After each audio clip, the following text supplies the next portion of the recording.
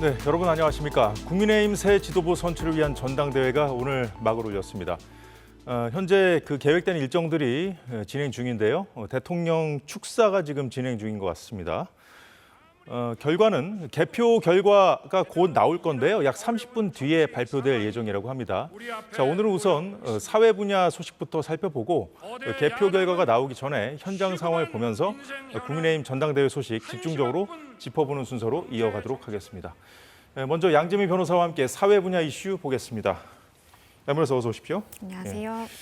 카카오를 창업한 인물이죠. 김범수. 현재 카카오의 경영쇄신위원장이더라고요.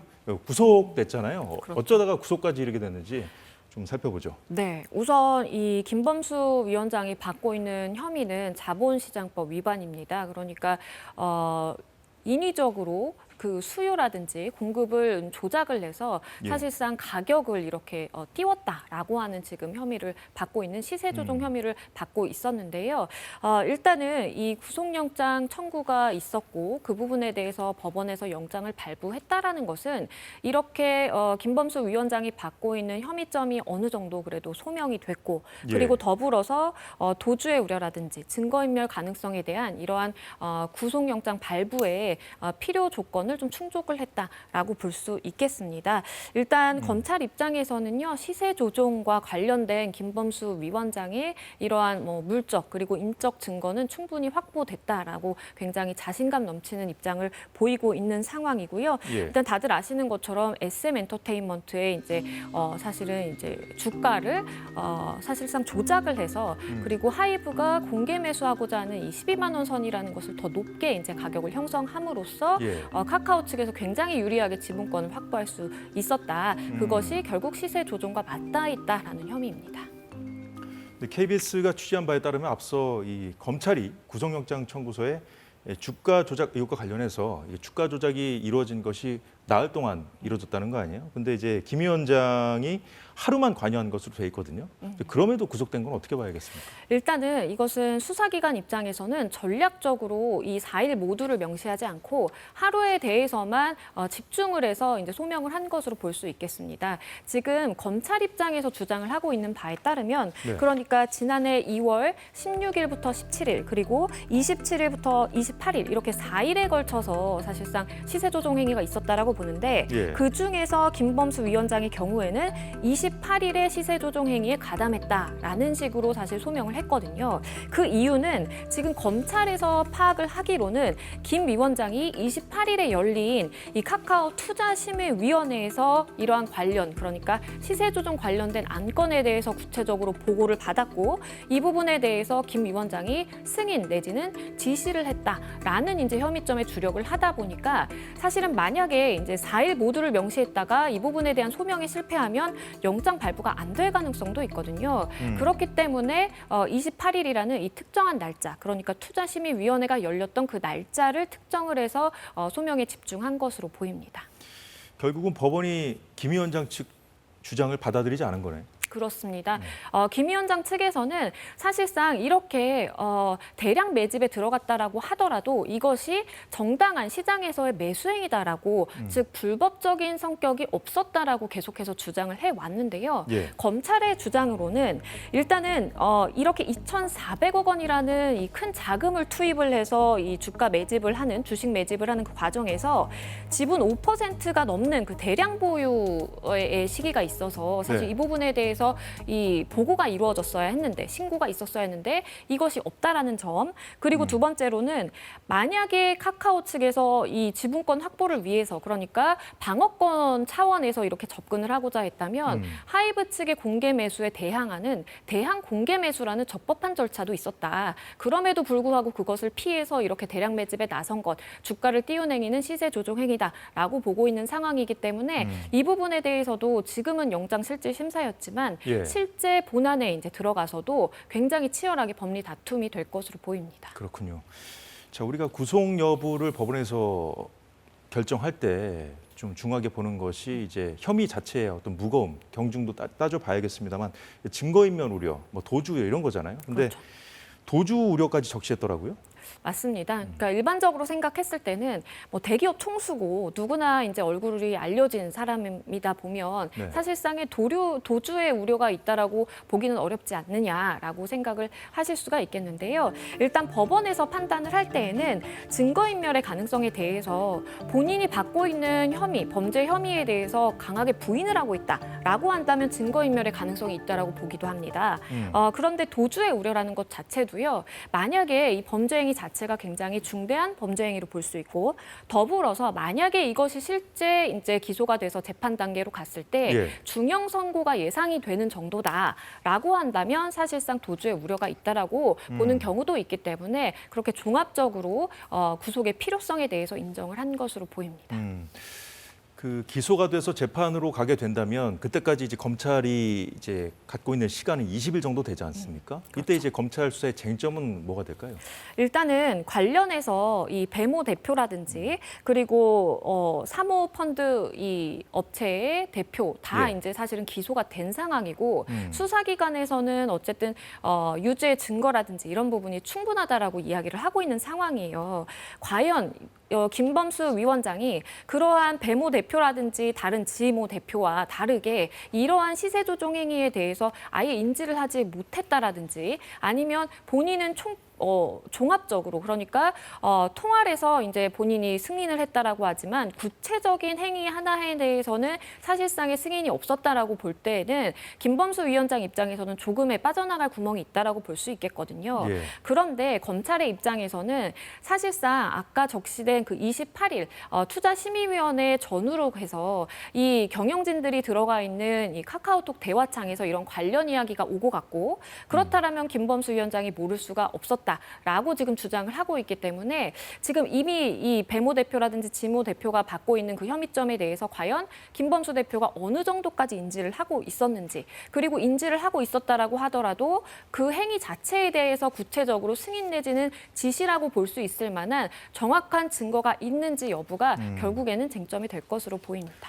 검찰과의 치열한 그 법리 공방이 예상되는데 이 창업 1세대로 벤처 신화를 이끈 상징적인 인물이지 않습니까? 그렇죠. 우리 사회에도 큰 충격을 주고 있는데 선장을 잃은 카카오는 어떻게 되는 거예요? 카카오의 입장은 일단은 정신화 공동의장을 중심으로 해서 이 김범수 위원장의 공백을 최소화해 나가겠다라는 입장이기는 한데요. 다만 지금 문제점들이 좀 많기는 합니다. 왜냐하면요. 지금 카카오의 경우에 플랫폼 시장의 절대 강자로 군림하면서 거의 모든 분야의 사업을 확장하다 보니까 이것이 사실은 이제 경영의 위기가 닥쳐서 리스크 관리 차원에서 비상 경영을 선언을 하고 실제로 계열사를 줄여나가는 그 과정에 있었거든요. 네. 계열사를 줄여나가는 그 과정에 있어서는 김범수 위원장, 그러니까 이제 대주주라고 볼 수 있는 김범수 위원장이 사실은 지시라든지 명령, 이러한 승인이 필요한데 그것이 불가능한 상황이다 보니까 아무래도 이러한 속도가 느려질 수밖에 없다라는 평가가 나오고요. 더불어서 지금 이 카카오뱅크의 일대 주주의 지위를 잃을 수도 있다라는 이야기도 나옵니다. 만약에 김범수 위원장이 유죄 판단을 받게 된다고 한다면 6개월마다 이루어지는 이 대주주 적격성, 그러니까 카카오뱅크의 대주주 적격성에서 적격 심사에서 통과하지 못할 가능성이 높고요. 그렇다라고 한다면 일대 주주에서 내려와야 되는, 그러니까 지분 10% 미만으로 가질 수밖에 없는 상황이기 때문에 카카오의 경영권이라든지 여러 가지 경영 활동에는 위기가 생길 수밖에 없는 상황입니다. 카카오 계열사들의 다른 수사도 좀 영향을 받을 수 있다는 전망이 나오던데 네, 진짜 지금 그런 겁니까? 그렇죠. 왜냐하면 지금 시세 조종 행위에 대해서만 혐의점을 받고 있는 것이 아니고요. 카카오 계열사를 둘러싼 다양한 이제 혐의점들이 있습니다. 우선은 이 카카오 엔터가 2020년도에 드라마 제작사 바람픽처스를 인수하는 그 과정에서 바람픽처스의 이 시세 그 차익을 몰아줄 목적으로 굉장히 비싼 가격을 형성을 해서 이 주식을 매입했다라는 혐의를 받고 있는 상황이거든요. 그렇기 때문에 이 부분도 역시 수사가 이루어지고 있는 상황이고요. 또 카카오 모빌리티 같은 경우에는 알고리즘을 조작해서 자사의 가맹 택시의 승객 호출을 선점해 주도록 하는 일명 콜 몰아주기 사건에 대해서도 수사 중인 상황입니다. 더불어서 카카오의 블록체인 플랫폼이라고 할 수 있는 이 클레이튼 관계사 임원진들이 지금 배임과 횡령 혐의를 받고 있어서 또 고발을 받았기 때문에 아마도 이 부분에 대해서 김범수 위원장에게도 물어볼 가능성이 있고요. 관련 수사의 경우에는 사실상 좀 탄력을 받을 수도 있겠습니다. 예, 다음 소식 넘어가 보도록 하겠습니다. 정부의 의료개혁 여전히 진통을 겪고 있는데 특히 이게 수도권 대형 병원에 이제 전공의들이 아직 돌아오지 않고 있잖아요. 그 공백을 메우기 위해서 그 하반기 전공의 모집 절차를 어제부터 지금 시작하고 있는데 이 역시 시작부터 지금 진통이 이어지고 있네요. 맞습니다. 굉장히 좀 첩첩산중의 느낌인데요. 7,700여 명 규모의 하반기 전공의 모집이 어제부터 본격적으로 시작이 됐기는 했는데요. 차질이 빚어지고 있는 그런 상황입니다. 예. 사실 말씀해주신 지금 이번 하반기 이제 모집 전공의들의 경우에는 9월부터 수련에 들어가거든요. 그리고 만약에 이제 하반기에 복귀를 하는 전공의들이 있다면 수련 특례도 적용하고 지역 간의 그런 이제 권역 제한이 있는데 이것도 풀어주겠다라고 한 상황입니다. 그런데 사실은 이 모집에 얼마나 전공의들이 응시를 할지 이것이 사실 미지수인 상황인데요. 일단은 현재 사직 전공의들의 한 100명 정도가 지금 수련 병원장들을 대상으로 해서 법적 대응 중이거든요. 그렇다라고 한다면 그 100명 정도의 전공의들이 사실상 현장에 복귀할 가능성은 좀 없어 보이고요. 예. 더불어서 의대 교수들도 이것에 대해서 반발하고 있습니다. 주요 수련 병원에서는요. 이렇게 지방에서 올라오는 전공의들 지원자들에 대해서 뭔가 우리가 불이익을 주자라고 하는 움직임도 사실상 있는 상황이고요. 일부 대학의 경우에는 하반기 채용 전공의들에 대해서 우리는 제자로 받아들일 수 없다라는 교수들의 입장문 내지 성명도 나왔고요. 그리고 교육의 거부 의사를 밝히겠다라고 하는 상황에서 사실 어떤 전공의들이 이러한 낙인이 찍힐 것을 감내하면서 실제로 이러한 응시를 하게 될지 좀 미지수인 그런 상황입니다. 그러니까 이제 교수들이 지방의대 졸업생들의 진입을 우리 거부하겠다. 지금 이렇게 지금 막아서고 있는 상황이라는 거잖아요. 그렇죠. 환자 단체들도 여기에 대해서 입장을 내지 않았나요? 맞습니다. 이 중증 질환 연합회 환자 단체에서는요. 환자 고통과 그리고 생명을 포기하고 국민의 치료권을 방해하는 행동에 대해서는 이 반인륜적인 행위이다라고 입장을 내기도 했는데요. 예. 사실 일부 대학에서 말씀드린 것처럼 교수들이 지도를 거부하겠다라고 하는 행태를 좀 꼬집은 그러한 입장으로 보입니다. 사실 환자들, 특히나 이러한 중증 환자들의 경우에는 사실 매일매일 하루하루가 전쟁인 그런 상황이거든요. 그럼에도 불구하고 정부가 여러 가지 특례라든지 여러 가지 규제를 풀어주었음에도 불구하고 이렇게 전공의들이 쉽게 이제 지원하지 않을 그런 상황을 보면서 굉장히 좀 낙심한 그런 상황으로 보입니다.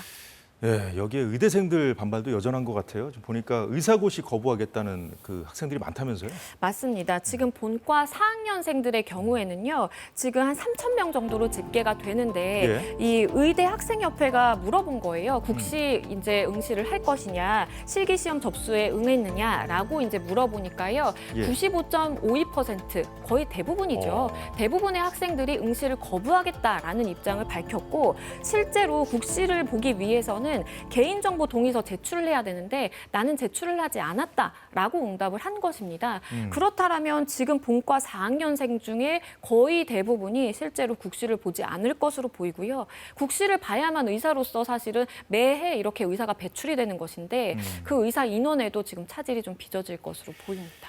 그렇군요. 자, 이쯤에서 정부는 어떤 입장인지 잠시 들어볼까요? 의대 교수님들이 환자의 불안과 불편을 외면하는 것 같아 매우 안타깝습니다. 사직 전공의들이 돌아오고 의료 현장에서 양질의 수련이 이루어질 수 있도록 최선을 다하겠습니다. 의료 개혁을 흔들림 없이 추진하겠습니다. 네, 변호사님 좀 흔들림 없이 추진하겠다고는 했습니다만 이건 뭐 오래전부터 이렇게 해왔던 얘기잖아요. 그렇죠. 지금 보면은 여전히 의대생들까지 지금 의사고시 거부하는 그런 상황인데 정부가 그런 여러 가지 지금 반발에 대비한 뭐 플랜 B라고 해야 될까요? 계획이 있나요? 사실상 지금 막막한 상황입니다. 왜냐하면요, 이미 이제 하반기 전공의들이 많이 이제 지원을 할 것을 예상을 하고 예. 전공의들에 대해서 사실 특례를 풀어주고 그리고 지역 권역에 제한이 있는 것도 사실 다 제한을 풀어준 상황인데요. 사실 말씀드린 것처럼 전공의들이 지금 수도권 병원에 지원을 할 가능성이 굉장히 낮아 보이거든요. 지방 전공의들의 경우에 예. 교수들도 제자로 받아들일 수 없다라고 지금 교육을 거부하고 있는 상황이기 때문에 사실상 지원자의 숫자는 극소수에 그칠 그런 가능성이 있는 것이고요. 만약에 이렇게 9월 전공의 모집까지도 저조한 상황이면 정부로서는 사실상 뾰족한 수가 없는 그런 상황이고요. 일단은 정부 입장에서는 이러한 여러 가지 내렸던 명령에 대해서 다 철회를 했고 예. 그리고 수련 특례라든지 할 수 있는 조치는 다 한 것으로 보입니다. 그런데도 사실 이번 가을 수련에 만약 돌아오지 않는다라고 한다면 사실상 다음 3월 아니면 다음 9월까지 전공이 없이 지금처럼 병원을 운영하는 수밖에 없는 그런 상황입니다. 뭐 한마디로 뾰족한 수가 없다는 얘기네요. 맞습니다. 예. 기나긴 의정 갈등의 출구 여전히 보이지 않고 있는 상황인데요. 사회 이슈는 여기까지 보겠습니다. 양지민 변호사였습니다. 잘 들었습니다. 감사합니다.